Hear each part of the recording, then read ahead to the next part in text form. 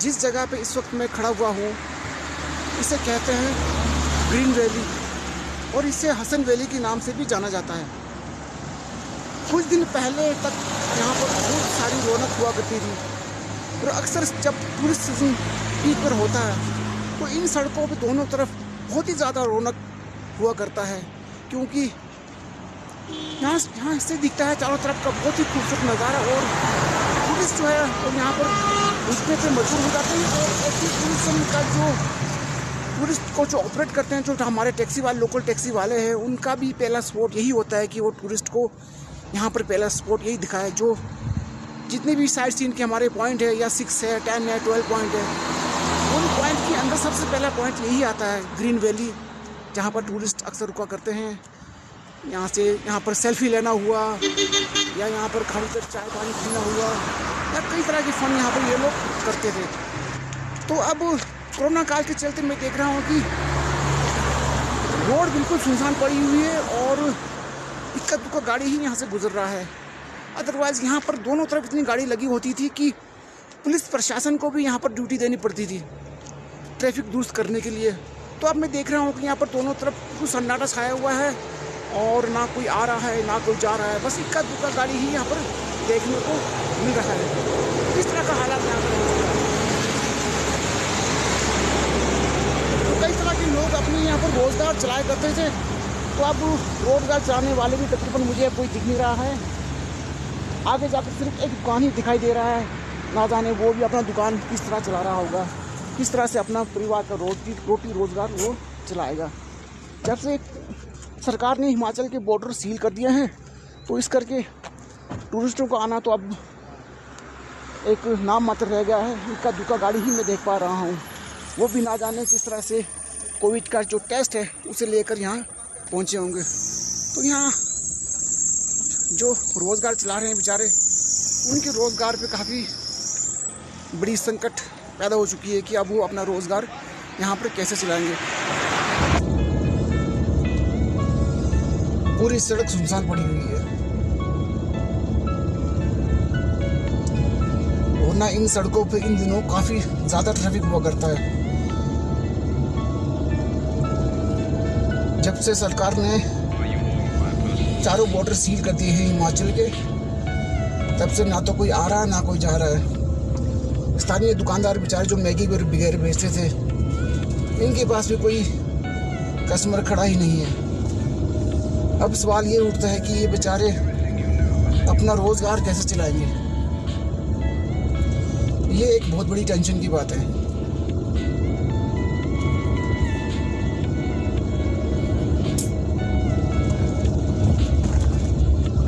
यहाँ पर भी मुश्किल से एक गाड़ी खड़ी है, कोई कस्टमर नहीं है। बहुत बुरे हाल है, बहुत बुरे हाल।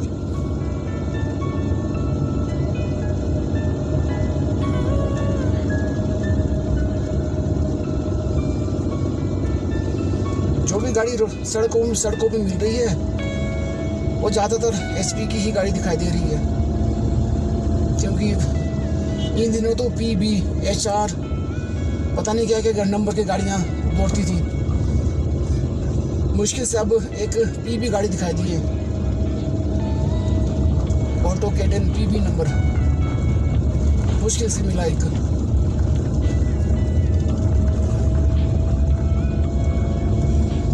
तो कोरोना काल ने पूरे देश तो क्या मतलब पूरी दुनिया का बुरे हाल कर दिया है और अब ना जाने आगे क्या होगा, ऊपर वाला ही जाने।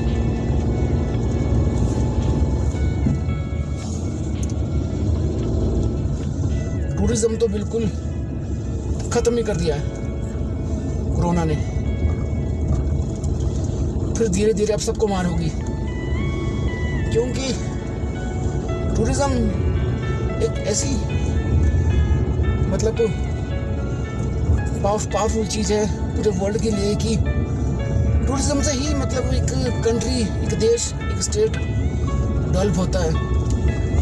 टूरिज्म एक बहुत बड़ी चीज़ है और जब टूरिज्म का एक्टिविटी रुक जाता है तो फिर कई सारी समस्या पैदा हो जाती है उस राज्य के लिए, उस स्टेट के लिए जो टूरिज्म पे डिपेंड है।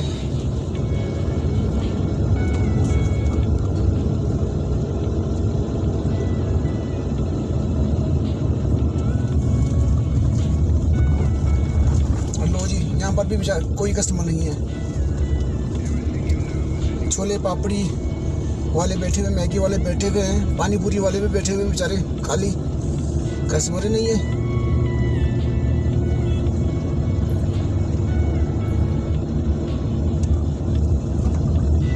तो इस वक्त पूरे हिमाचल में जो है सन्नाटा छाया हुआ है, विदाउट टूरिज्म, विदाउट टूरिस्ट।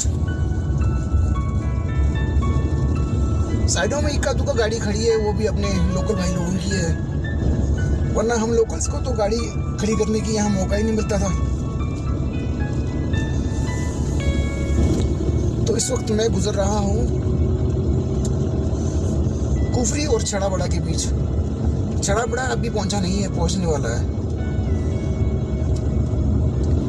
मैं हूँ अभी हसन वैली, जिसे हम ग्रीन वैली भी बोलते हैं, ग्रीन वैली और छड़ा बड़ा के बीच।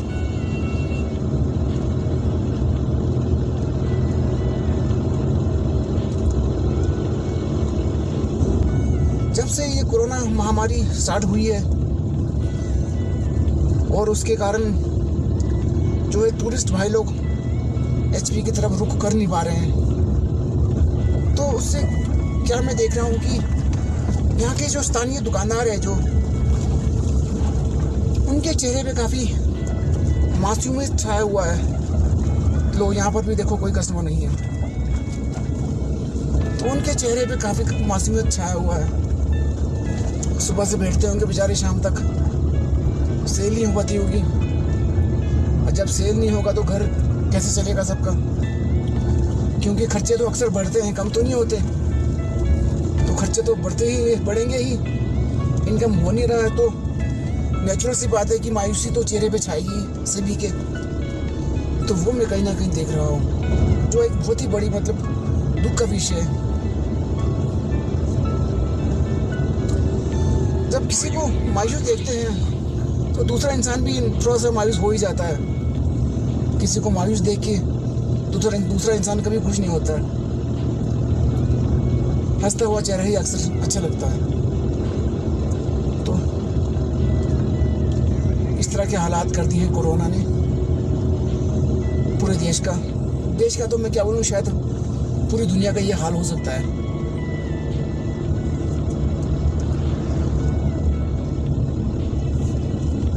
लो जी, अब मैं पहुंच गया छड़ा बड़ा।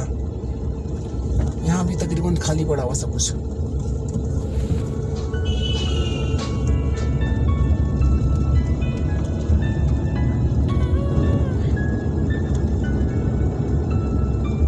सबको इंतजार है कस्टमर का, कहीं ना कहीं तो कोई ग्राहक आए, लेकिन ग्राहक ना के बराबर है।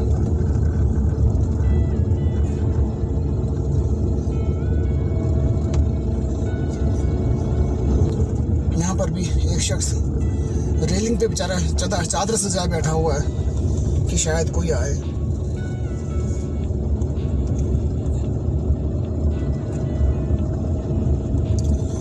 उम्मीद एक बहुत बड़ी चीज है।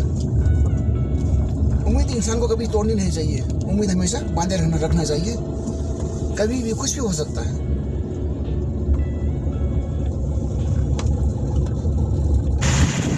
मन में अगर कुछ कर गुजरने का जज्बा हो तो इंसान कुछ भी कर सकता है। किसी एक शख्स ने किस तरह से एक ट्रक को रेस्टोरेंट में तब्दील किया हुआ है, तो बहुत ही प्यारा बनाया हुआ है। तो उनसे पूछते हैं कि ये किस तरह से डिजाइन किया गया है और क्या इसके राज है। ये चलता फिरता रेस्टोरेंट ही लगा है मुझे। तो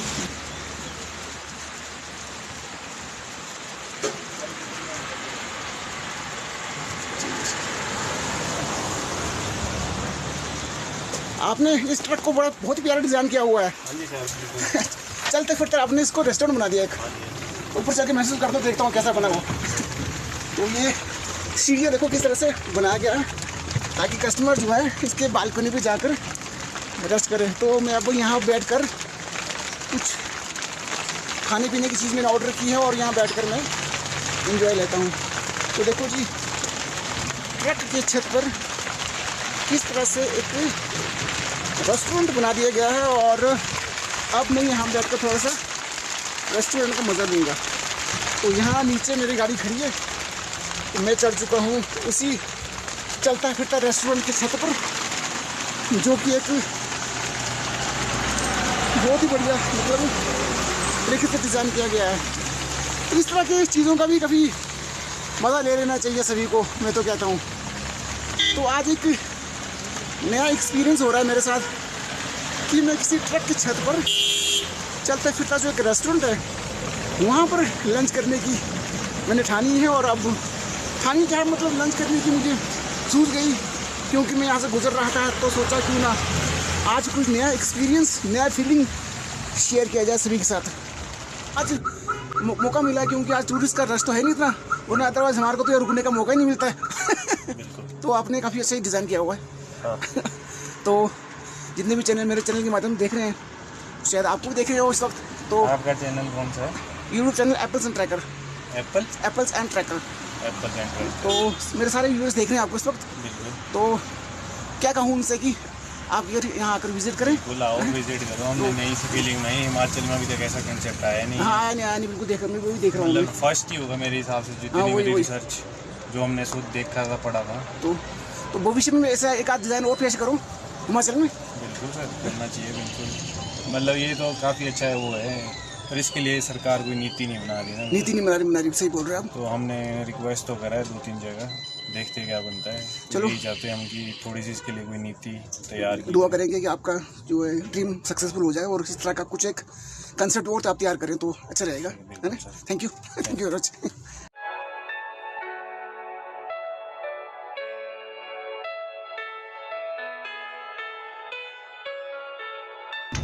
तो अब बूंदाबांदी भी होने लगी है और मौसम भी तकरीबन ख़राब हो चुका है। तो थोड़ा सा आगे और चलते हैं। तो मैं यहाँ देख रहा हूँ कि कुछ एक घोड़े यहाँ के लोगों ने छोड़े हुए हैं, क्योंकि टूरिस्ट तो है नहीं है, तो घोड़ों को किस तरह चारा दिया जाए। तो यहाँ के लोगों ने घोड़ों को वैसे ही छोड़ दिया है, वरना इन सभी घोड़ों के पीठ पे काठी होता है और ये सवारियों को ऊपर से नीचे और नीचे से ऊपर ढोता है।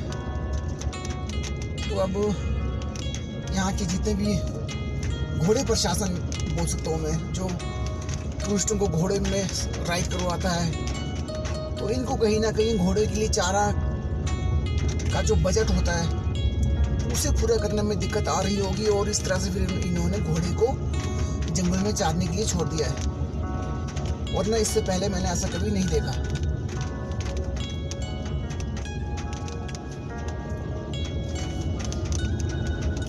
मौसम काफ़ी ठंडा सा हो चुका है और ठंडी हवा भी आ रही है और सुहाना सा मौसम मैं कह सकता हूँ इसको। जितने भी स्टॉल्स यहाँ लगे होते हैं आसपास तकरीबन सभी खाली है। दुकानदार तो हैं बैठे हुए बेचारे, लेकिन कस्टमर नहीं है। जब तक हिमाचल के जो बॉर्डर्स हैं वो सील रहते हैं तब तक यही हालात बरकरार रहेगा आई थिंक।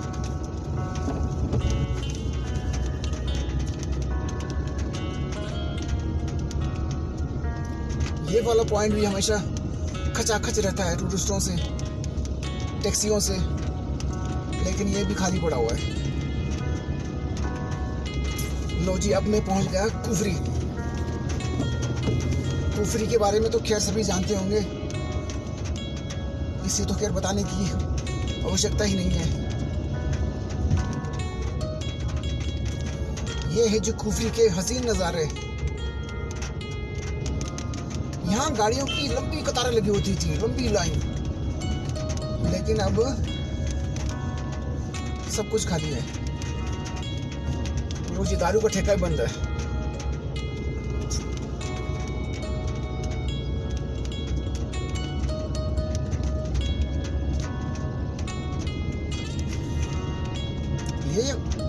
ये वाला जो पॉइंट है ये सबसे ठंडा पॉइंट है शिमला का, क्योंकि ये कुफरी है और कुफरी थोड़ा हाइट में है। ये है जी 8,500 या 9,000 फीट की हाइट में। अगर मैं शिमला शहर की बात करूं तो शिमला शहर का जो हाइट है वो 7,500 की फीट का हाइट है। फिर फीट के हिसाब से अगर मैं आंकूँ तो 7,500 फीट है। अब मीटर को ना जाने किस तरह कन्वर्ट करते होंगे ये मुझे नहीं आता। सर्दियों में जब स्नोफॉल होता है जिन दौरान, तो यहाँ से गुजरना बड़ा टफ हो जाता है। यहाँ टेम्परेचर कम होने की वजह से क्या है कि यहाँ से स्नो जल्दी गलता नहीं है और एकदम मतलब ब्लैक आइस बन जाता है यहाँ। और यहाँ पर गाड़ी ड्राइव करना तो मैं कहता हूँ कि हम तो फिर लोकल्स हैं तो हमें थोड़ा आइडिया रहता है इस चीज़ का, फिर भी हमसे गलती हो जाती है। और टूरिस्ट भाई लोग बड़ा रफ ड्राइविंग करते हैं और स्नोफॉल के दौरान, और ज़्यादातर एक्सीडेंट उन्हीं के कारण ही होता है। रोड अगर ब्लॉक हो गया तो उनके कारण हो जाता है, अगर एक्सीडेंट हो जाता है, गाड़ी स्किड हो गया तो वजह उनका ही होता है, क्योंकि उन्हें जो है आइस के ऊपर ड्राइव करने का इतना नॉलेज नहीं होता है। हालांकि एक बार मेरी गाड़ी भी यहाँ पर स्किड हो गई थी, वो भी किसी टूरिस्ट के कारण। किसी ने गलत ड्राइव किया था और मैंने थोड़ा सा स्नो की तरफ कट मारा, और जैसे ही मैंने कट मतलब ब्रेक हल्की सी ब्रेक दबाई तो मेरी गाड़ी स्किड हो गई और मेरी गाड़ी किसी क्रेन के नीचे जाकर घुस गई। शुक्र मानो कि क्रेन खड़ी थी, उस क्रेन के नीचे जाकर घुस गई और मेरी गाड़ी का बोनेट हो गया था इकट्ठा, तो लाइट्स भी मेरे टूटे थे और खड़े दाम मुझे 12,000 रुपये खर्चने पड़े थे। तो इस तरह की मिस्टेक हो जाता है, कई बार हमसे भी हो जाता है, तो बाहर के लोगों से तो खैर होता ही होता है। तो सभी से रिक्वेस्ट है कि स्नोफॉल के दौरान जब ड्राइव करें तो बहुत ही संभल कर करें, क्योंकि पलक झपकते ही कुछ भी हो सकता है स्नोफॉल के दौरान। जो मेरे चैनल पे नए हैं उनसे रिक्वेस्ट है कि चैनल को सब्सक्राइब कर लें, और सब्सक्राइब करने के साथ साथ बेल आइकन को ज़रूर प्रेस करें।